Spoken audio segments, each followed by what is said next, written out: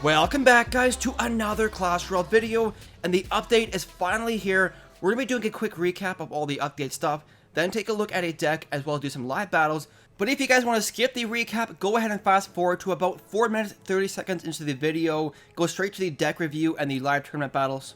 But taking a look at the update itself here, obviously we have the random balance changes that I talked about previously, the nerf to the Ice Spirit as well as the Inferno Tower, and the buff to the Ice Golem, the Rage as well as the Lumberjack. But moving into the content of the update itself, we have a new feature in the game, new special event challenges. Taking a look over here at the tournament screen, as you can see on the top there, King's Cup Challenge starts in 2 days, 19 hours. That is on Friday, and this new challenge mode is extremely cool for a couple of reasons. One, your initial entry into the challenge is absolutely free, making it more accessible to everyone, and then after that, the regular gem entry cost is half of a classic challenge, but still having 100% of the rewards. So that's pretty cool stuff, and not only that, there's special rules in these new special event challenges. For example, in this new King's Cup right here, you get a random deck every single time you hit battle. The cool thing with that is, if you don't have access to those cards in your normal decks, you will have access to them in these King's Cup challenges. And the other cool thing is,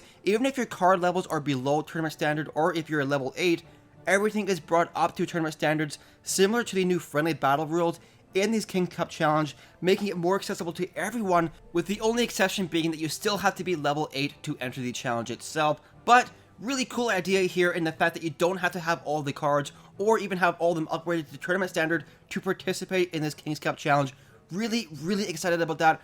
Probably going to be live streaming some of these King's Cup challenges when it comes out on Friday. If you like that idea, let me know in the comment section below and leave a like on this video. But moving on here, we have the announcement of 4 new cards, the first being the Tornado spell, which was leaked a couple days ago. And then after that, obviously there's the changes to the friendly battles, whereas even if you're under tournament standards, when you do a friendly battle, all of your cards as well as your tower level are brought up to tournament standards just for those friendly battles. But the next feature here is one everyone should be excited about, and that's the option to finally fully mute your opponent.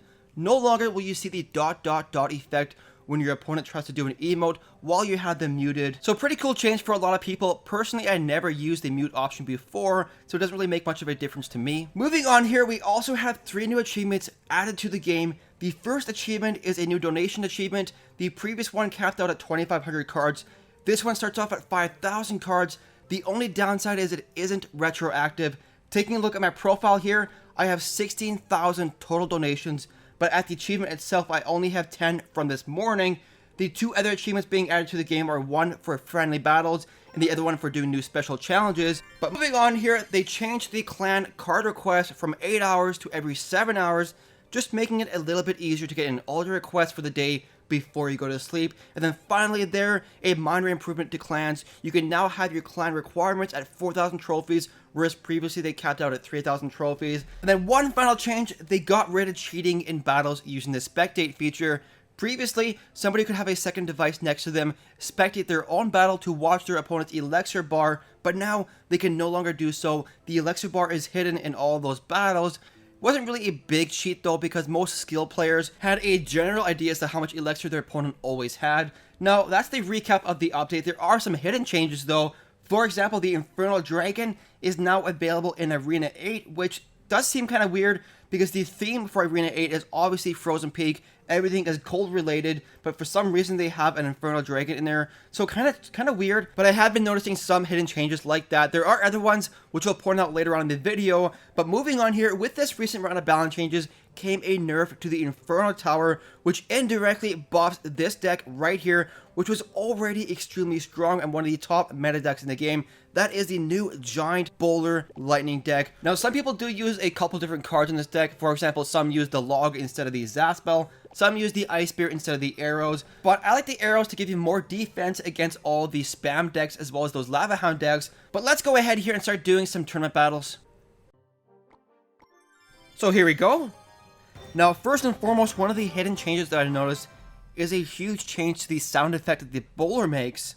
He now actually says bowling, I think, when you drop him down. I'll try and be quiet when I use him the first time. But I want to wait to see what my opponent does here. My bowler is only level 3, so not at tournament standard just yet. Unfortunately. But what do we want to do here? He's probably not going to make the opening move, so let's go ahead and start this lane here. And see what he does. Of course, with the nerf to the Inferno Tower, this lightning spell is a lot stronger against it. But he gave me a little bit of an elixir advantage there by waiting to use that Mega Minion. Let's go ahead and use a bowler right here. See, he says bowling, I think it says. Let's go ahead and use Mega Minion here. Musketeer back here. This is the reason a lot of people use rockets and lightning spells right now, guys. To rocket that, kill all the support troops, really shuts down this push. As you can see right there, but not really the most efficient use of Elixir using that lightning spell so late there. The bowler should hopefully get 2 hits off. Only 1. But as you notice, he no longer has that sound effect whenever he throws his rock over there. Whenever he bowls, I should say. So, I'm kind of sad about that, to be honest. He sounded really funny. I loved using the bowler just for the fact that he made a weird sound. But let's start doing a giant push right here. The bowler should shut down the witch pretty good. It's looking like he's using a witch giant deck, obviously. That's pretty obvious. Let's go ahead and wait for the giant to get up front, then use the bowler. Bowling! Bowling, bowling, bowling! Ah, he's so cool. Let's go ahead and use this. Now, I don't know why I use all of them together, because I know he has the lightning spell. There it is. But he missed the Mega Minion. Hit 2 skeletons with it. That tower is dead, I think, guys. Let's go ahead and switch our push to this lane right here. That bowler should finish out that tower. Like I said, this deck was already pretty strong as it was before the update. The nerf to the Inferno Tower indirectly made it stronger, and I think that was one of the reasons why the Inferno Tower was so popular, was because everyone was using Lava Hound decks, and let's lightning this right here. That should hit the Mega Minion as well as the Witch. We'll Mega Minion back here take out the archers, and then use a Tombstone to distract this giant even further. But everyone was using the Inferno Tower because everyone was using Lava Hound and giant decks. But let's see here. The bowler should take out that Mini P.E.K.K.A. Sorry, there we go. Doing work. Let's use another bowler right here. There we go. And just a giant for distraction. We only have 7 seconds left. I'm not worried about a comeback at all. In fact, I think he only got 1 hit on our tower. Doing pretty good there. Let's go ahead and do another battle here, guys. So here we go again. One of the other changes that I've noticed so far, like a hidden change I guess you can call it, is the archer animation on top of the towers. Try and watch it this battle here. It's a lot smoother. A little bit different than before. But let's go ahead and use a bowler back right here in the same lane as that Ice Wizard. When I see Ice Wizard, I assume a Minor Cycle deck or Hog Cycle. There's the Hog Rider. Let's do a Archer or Musketeer right here. Nope, I wanted you to target the Princess first, but that's okay because the should take out that Mega Minion, get me value, and then take out the Princess as well. Hopefully the bowler can go in there and do something. Just do something for me, please. There we go. We did force guards and a log, so I think that was an okay elixir exchange there, guys. Let's start Giant right here and Tombstone right here. There we go. Please don't zap that. We're going to have to zap that Hog Rider, though, just to prevent damage. The downside to using a giant deck like this is saving up enough elixir for when they do their, when they're using a fast cycling deck. With Mega Minion back here, we'll have this lightning ready for something. He's going to rocket it. Pretty interesting choice, in my opinion. He's lightning this. Lightning probably wasn't value, guys. He's going to go ahead and Princess on the left there, I would think, because I'm so low. No, he's going to log? Okay. If he Hog Riders right here, though, we can bowler it, but he's also going to Princess in the back, I think. He will get some damage done. The bowler does shut down the Hog Rider pretty good, though. Only 2 hits off, thanks to the knockback effect. We're not going to do anything here just because I want to save up the elixir for a stronger push on the right. Let's arrows this. There we go. I just wanted to kill that Princess so she wouldn't come back and haunt me. We are going to use the Tombstone right here, though, just to distract that Hog Rider. If I would have used it 1 tile to the right at that location, he would have been able to pig push to get to the tower. But we did force a rocket on his part. Let's go ahead and do this. Mega Minion right here. Another Tombstone right here. Tombstone wasn't necessary. The reason I used the Tombstone is because I kind of assumed that the log might kill the skeletons. Because if a log finishes off a Tombstone, it'll also kill these skeletons in the process. But things are going pretty good here, guys.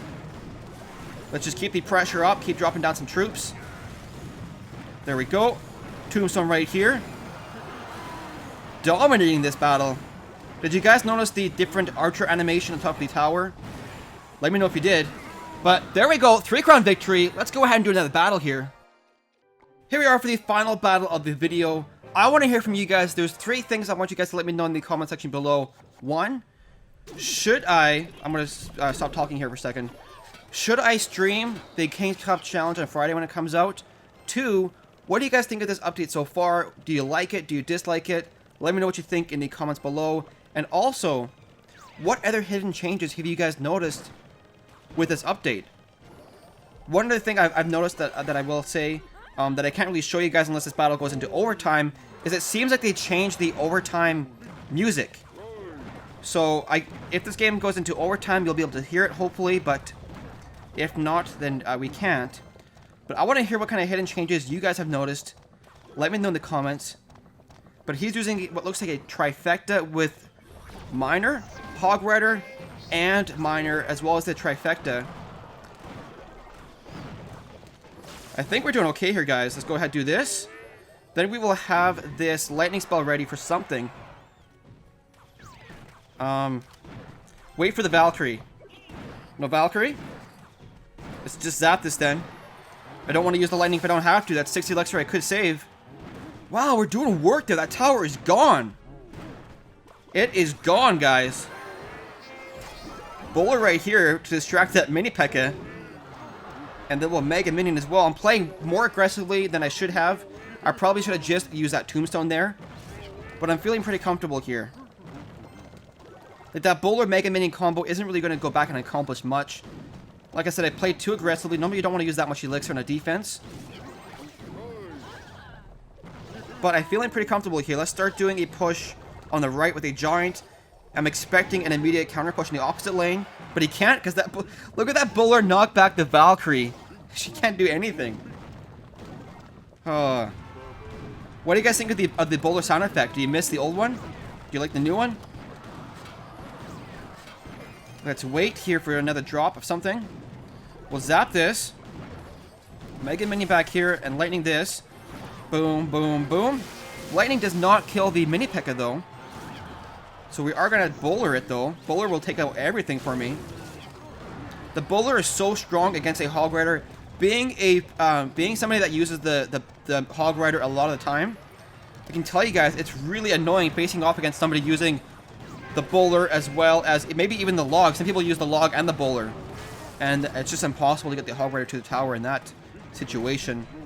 We'll Tombstone right here. And then we will Mega Minion here.